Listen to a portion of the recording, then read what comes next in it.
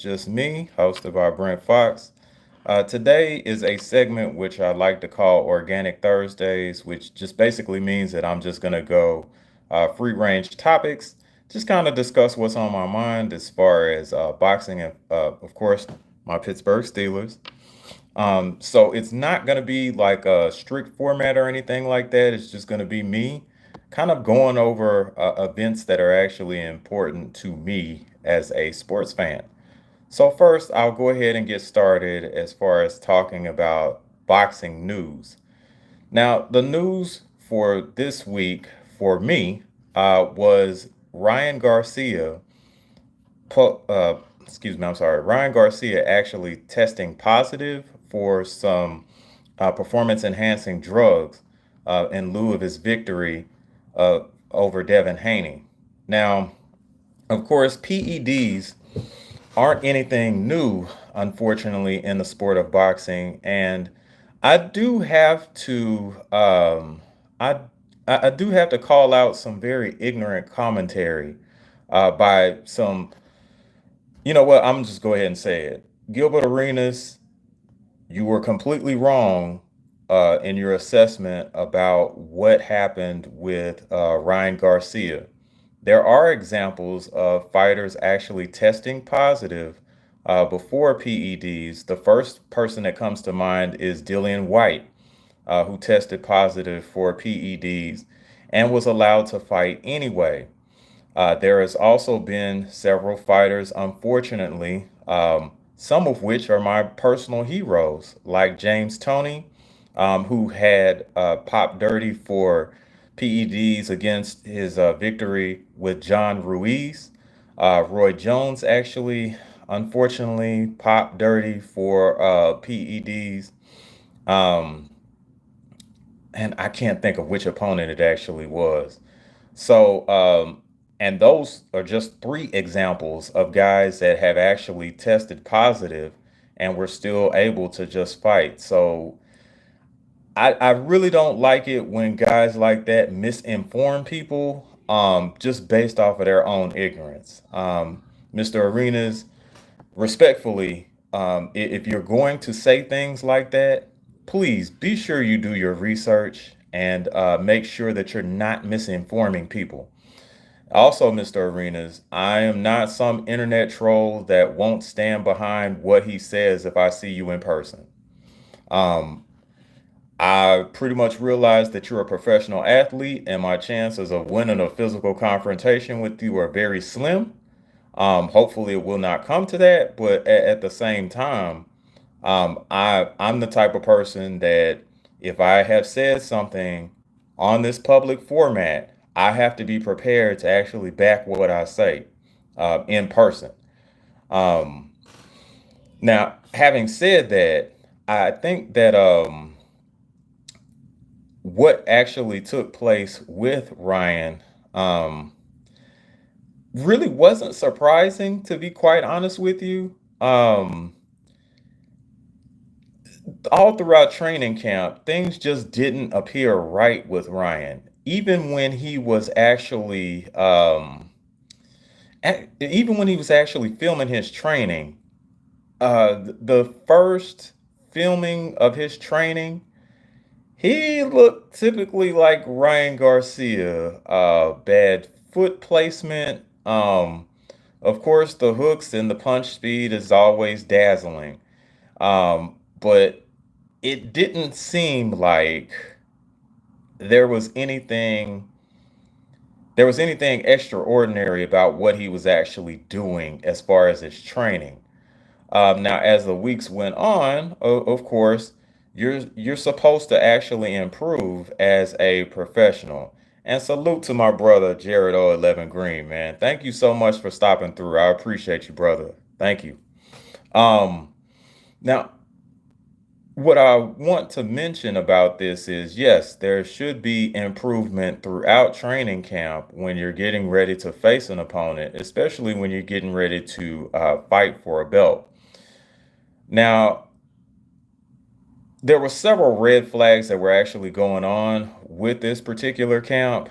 Um, but of course, one of which is just Ryan not appearing to actually look like he is dieting properly. Um, he seemed to have been drinking and smoking. He seemed to have been doing some other things besides focusing on the fight.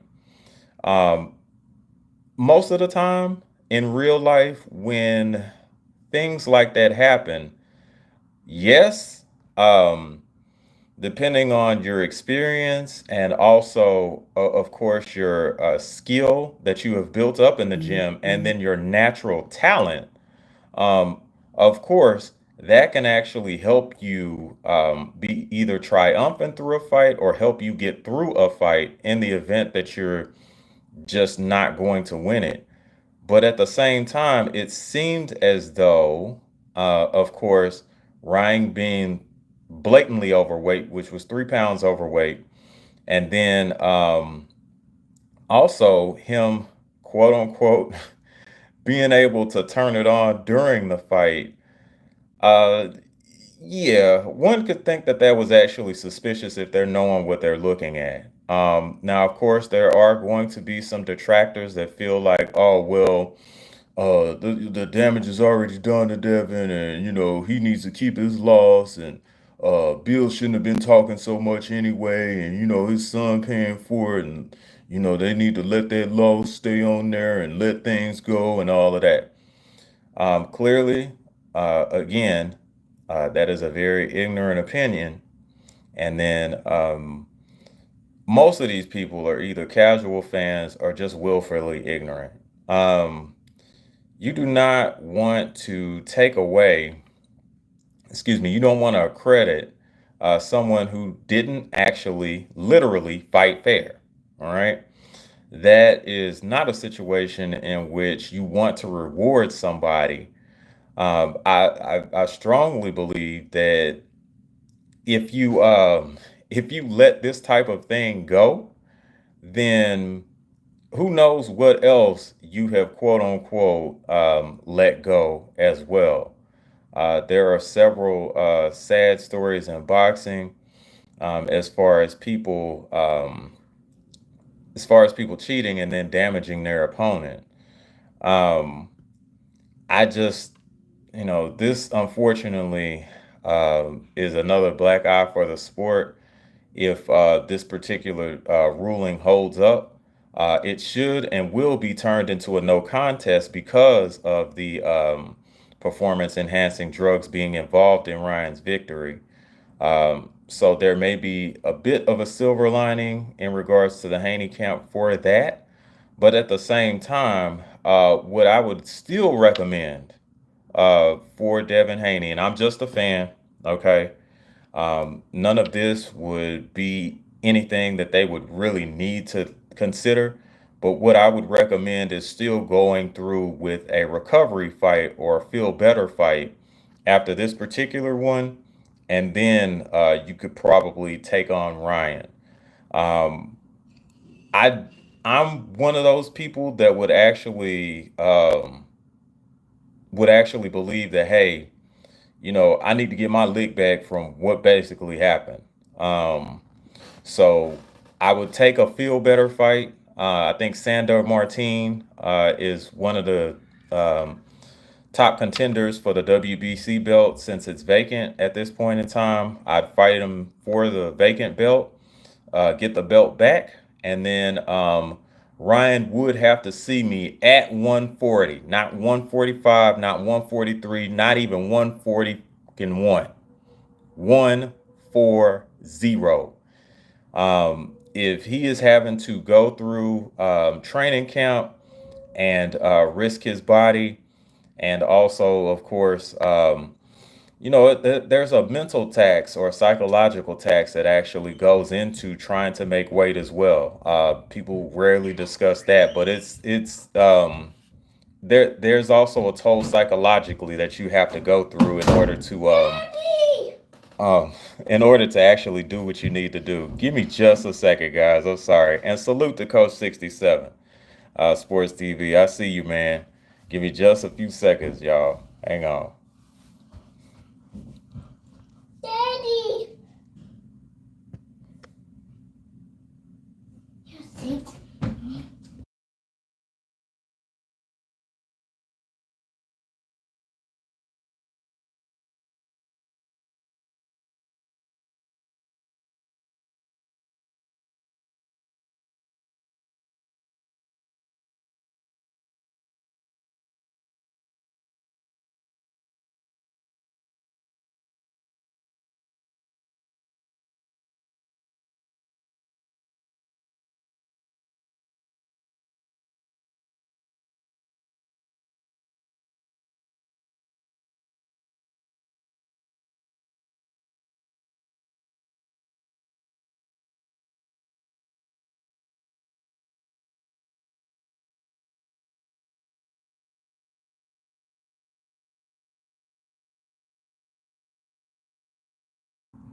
Well, ladies and gentlemen, Sean and Sasha Fox.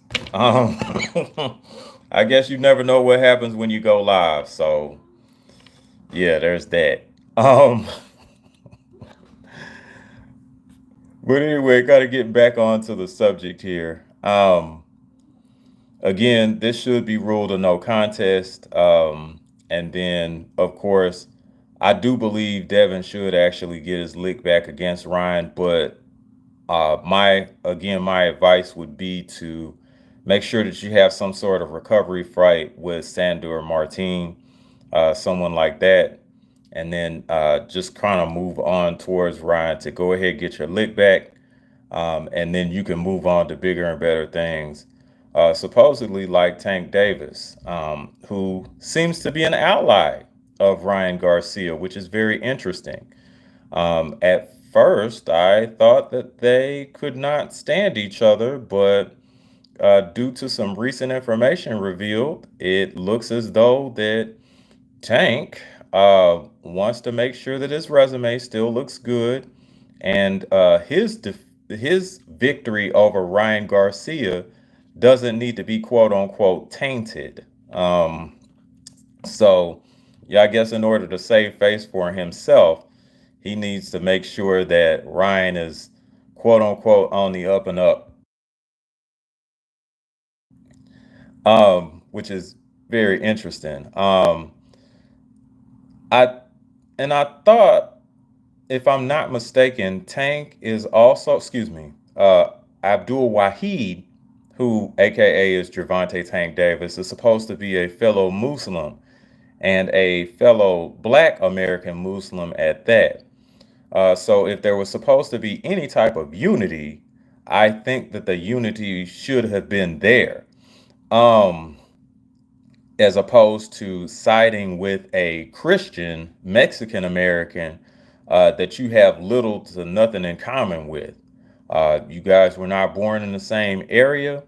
Yes, of course, you may have actually seen each other in the amateurs. Yes, you've seen each other in the pros and you fought each other. But I would think that you would have more in common with a fellow Muslim African American man, um, that you have indeed had these sparring matches with, um, rather than a Mexican American man who's a Christian. He's not even the same religion as you. That's rather perplexing.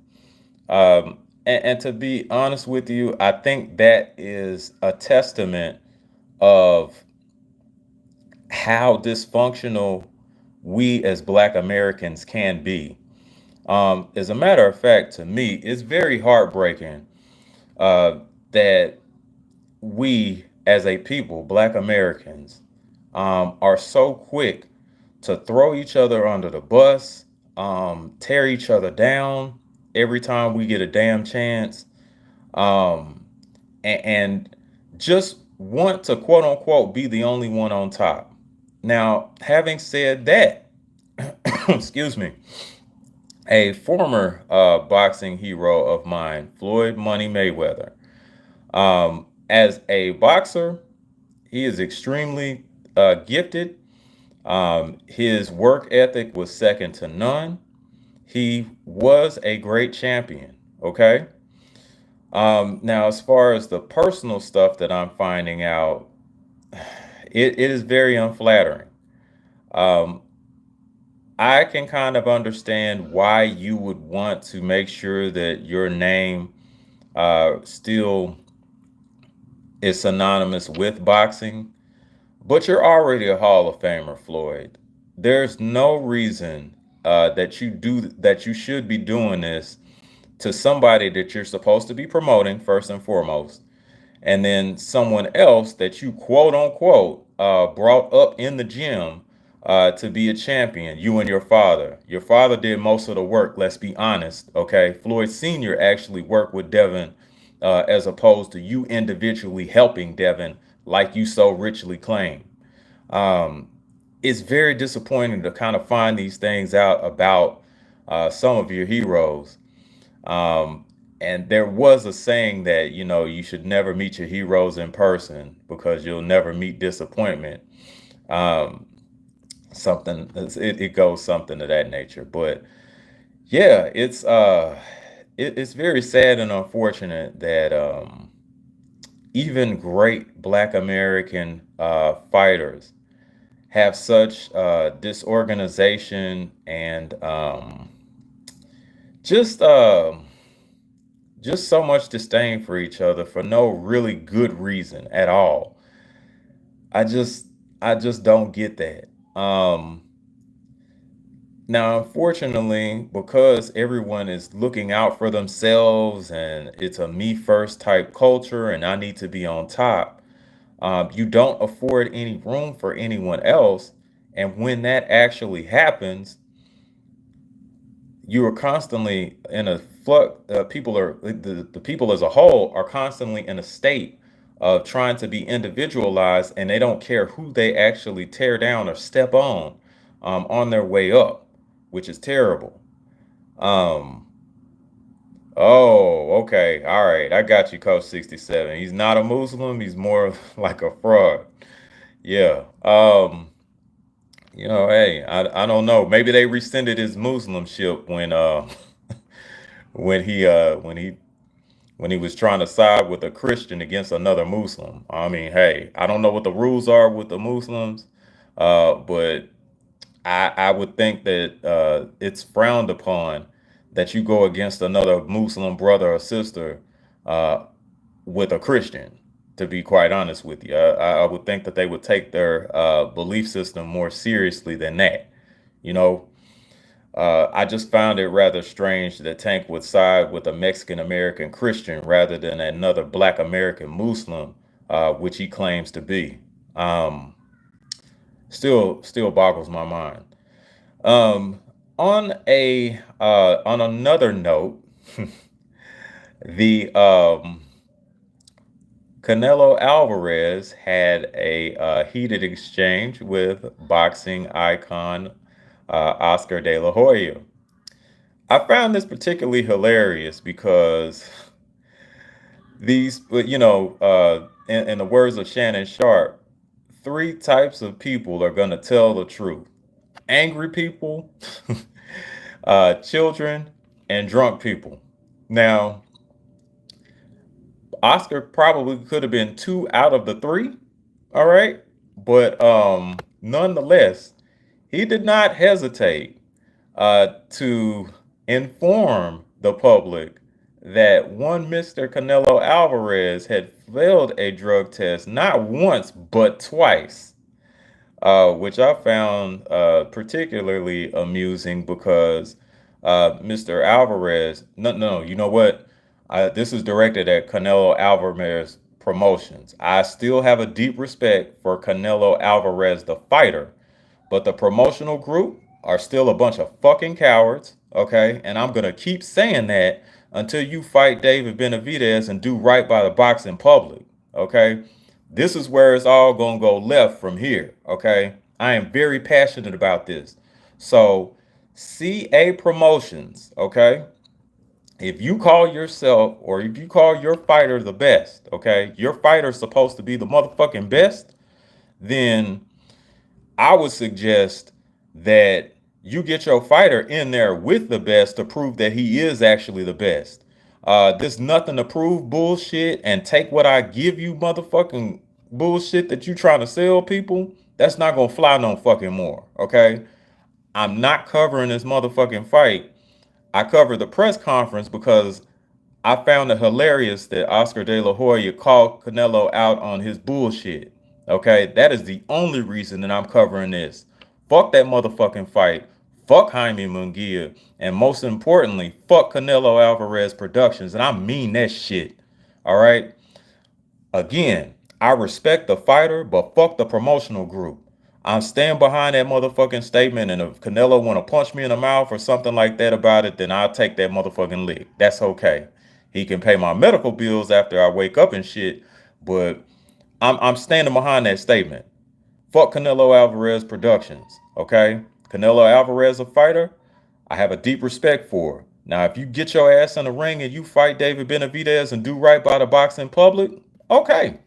But all this bullshit, like you gonna take what I give you and all this other shit, no sir, no sir, no sir. This is what actually is fuck boxing up 4 years. This type of mentality, like, oh, I'm on top now, I do what I want. You're not gonna make me do this or that. Shit. Why the hell do you think that we was losing to the UFC all the goddamn time? It's because the best don't want to motherfucking fight the best. Okay? When I fell in love with boxing, people were not afraid to not go undefeated. People wanted to actually see whether or not they were actually the best. And the only way to find out whether or not you were the best is you fought the best. If you failed to do that, then your career was a failure. Okay? That's all it is. All right? And this bullshit Canelo's motherfucking pulling, no bullshit. This whole shit that Canelo Alvarez Productions is actually pulling, it ain't gonna fly no more. Okay? So again, until you do right by the boxing public, okay? Fuck Canelo Alvarez Productions or promotions or whatever the fuck or pussy ass niggas or whatever the fuck P you want to put behind that shit. Fuck them. All right? Shit. I I I I am so fucking irritated with this type of motherfucking behavior. Okay? Yes. Canelo Alvarez, the fighter, has accomplished very much. And yes, at one point in time, Canelo Alvarez, the fighter, could have been considered the face of boxing. But Canelo Alvarez Promotions is fucking up. Okay? And since they refuse to fight the very best, it's gonna be, if it's fuck me, then motherfucker it's gonna be fuck you. And I mean that shit. Okay? I mean that shit. You can try and hold me accountable in public and in person and all this other shit and try and run up on me and say, oh, what did you say? What did you say? I'm going to still stand behind what I said. All right? I'm not going anywhere with that motherfucking statement. Until you do right by the boxing public, Canelo Alvarez motherfucking productions or pussy ass niggas, shit, is fuck you. It is fuck you, Canelo Alvarez Promotions. Canelo Alvarez, the fighter. If you get in there with David Benavidez, you've got all my respect. But until then, it's nothing but disrespect until you fight him. Don't be no hoe. Canelo Ho Alvarez Productions. Canelo Ho Alvarez Productions. That's what your motherfucking name is now, nigga. That's what your motherfucking name is now. Canelo Ho Alvarez Promotions. That's what the fuck you is, ho. Shit. I want the fighter to actually fight David Benavidez. And until you make that motherfucking happen, you are Canelo Ho Alvarez Promotions. All right? Shit. I wish I could copyright that, but I know somebody gonna probably steal that shit because I think it's a pretty good statement. It's a hoe. Canelo Ho Alvarez Promotions. All right? And until you actually give the boxing public what they ritually demand, it's going to be that way until you fucking retire. All right? So, my advice for the fighter to tell the promotional company is, if you don't want to be Canelo Ho Promotions no more, shit, fight David Benavidez. Now, moving on to a lighter subject in boxing. I just saw a small video clip of one of my favorite fighters all time, the one and only Roy Jones Jr. Went to I think it was OTAs, rookie OTAs for my Pittsburgh Steelers, man. Oh man, I got the best of both worlds, man. It was unbelievable. Oh, I was just so happy to see that, man. Um, Roy, um, Roy, along with him, James Toney, um, and I'm ashamed to say, back then, okay, y'all, don't crucify me now, but back then, this was like the 90s.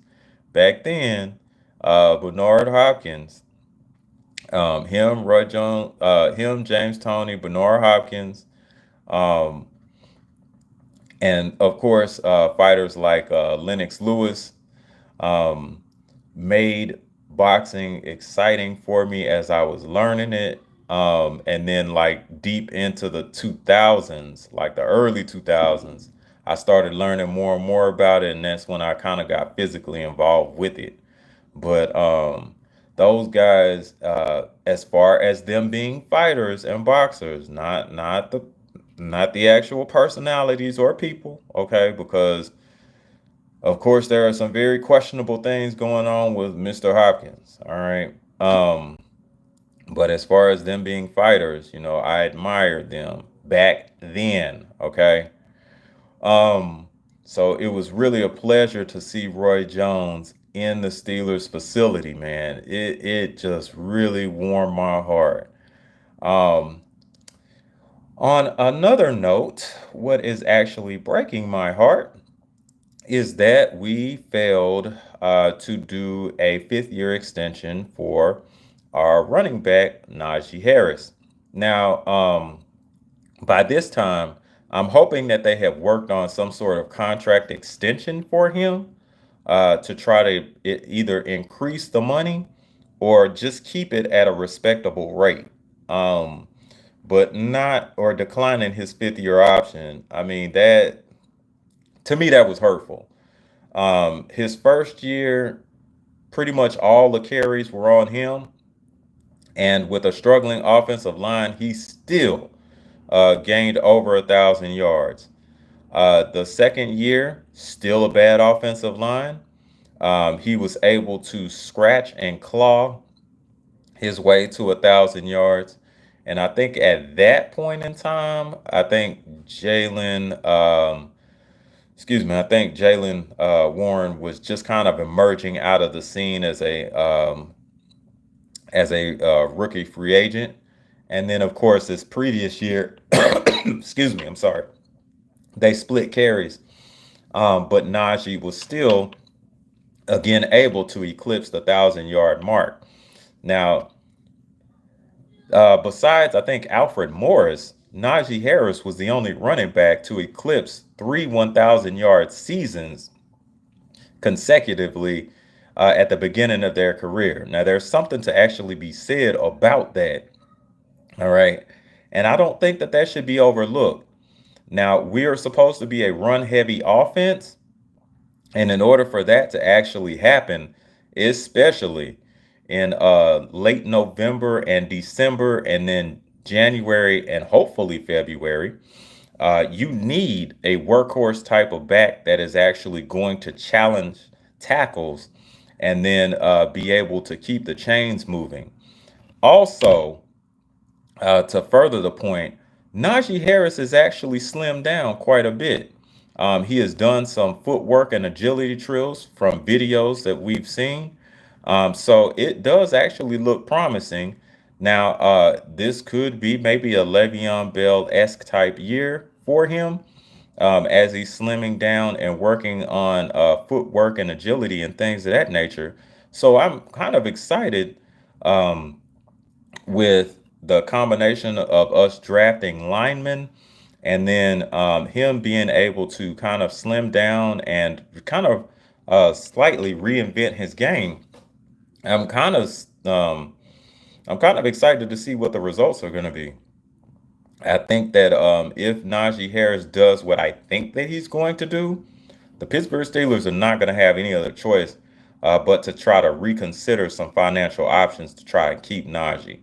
Um, I know that I'm not an NFL player, but my mindset would actually be, since they declined my 5th year option, they're going to pay for that. Okay. And what I mean by that is I am going to work so hard to like hone my craft and become a better running back that either you or somebody else is gonna fucking pay me the money I deserve. Okay. And if y'all ass ain't gonna do it, somebody else will. And that's how you have to think about it. You're gonna pay for not giving me the money that I think I deserve. And so is the rest of the goddamn league. All right. Y'all gonna pay for this shit. Y'all gonna pay for this shit. And each time that you call maybe shit, maybe you call maybe 23 or 24 zone, um every time I'm thinking, every time I hit that hole, I'm thinking somebody somebody's gonna pay for this. Somebody's gonna pay for this. Whether it be a middle linebacker, whether it be a box safety, somebody gonna pay for this. I'm gonna make the first man miss each and every motherfucking time I hit the hole.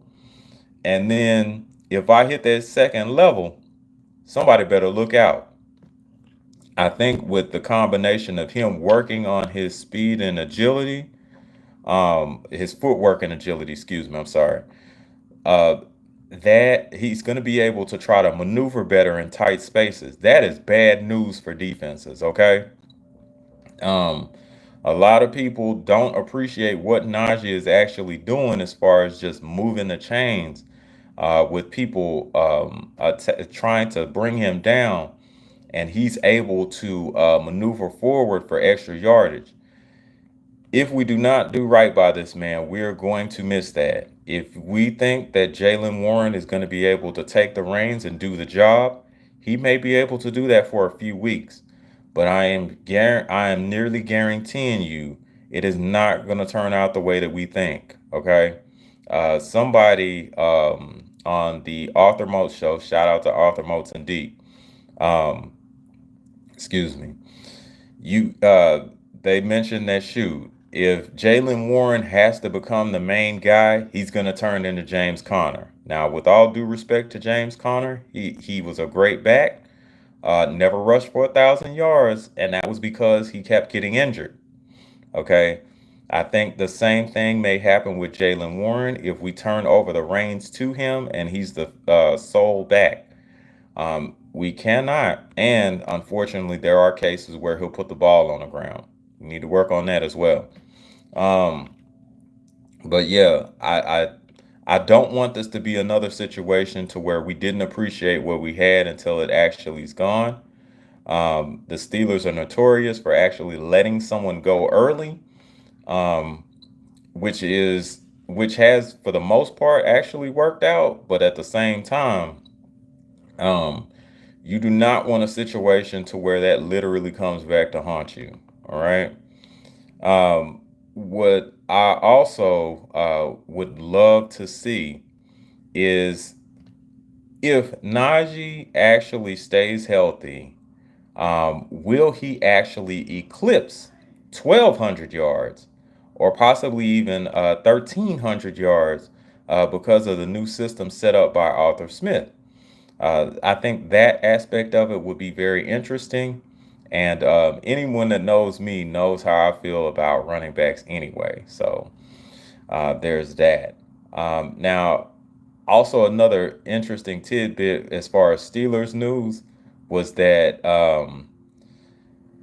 Justin Fields was actually looked at as far as being a punt returner. Now, as crazy as that actually sounds, since he is the backup quarterback, they were willing, the Steelers were just willing to look at that particular theory because of the speed and agility of of a quarterback that just happened to be Justin Fields. Um, to me, that's pretty much unheard of, but I do think that it is somewhat innovative. It is definitely very risky. but I definitely I'm at the same time I'm kind of curious, like morbidly curious about what that would actually look like. Now, having said that, I trust the abilities of Calvin Austin III as far as being able to return punts. I think that he's probably a much better punt returner because he has more experience and he is actually faster than Justin Fields. So I would leave that alone. But it does kind of make you curious. Like, could he get back there and do that? I don't know. But I just honestly think that that was just kind of something to put a pin in and maybe think about later. Uh, I just yeah, that's fascinating to me still. It is. It really is. Well, I am going to go ahead and wrap up the show. I definitely appreciate my brothers tuning in. Thank you so much for the support. This is Brent Fox. This is just me, and I will see you all next Thursday.